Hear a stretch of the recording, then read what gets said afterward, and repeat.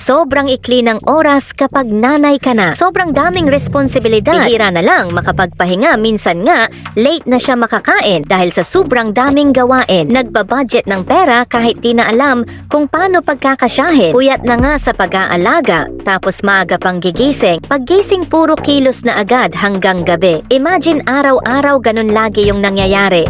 Kahit sino naman siguro mapapagod, kaso kahit suko na siya sa paulit-ulit niyang ginagawa, kailangan niya paring kumilos. Wala siyang magagawa kahit meron siyang nararamdaman dahil may mga responsibilidad siya na hindi niya pwedeng takasan. Kaya minsan, yung ibang nanay, bumababaw na yung kaligayan dahil nasanay na silang hindi na appreciate yung mahirap nilang pinagdadaanan. Makabili lang kayo nga mumurahing gamit, sobrang thankful na niyan. Tanggal ang pagod niyan. Masabi mo lang na masarap yung niluto niyang ulam. Sobrang saya na niyan. Kapag mas pinili mo silang samahan, magiging masaya na yan kahit sa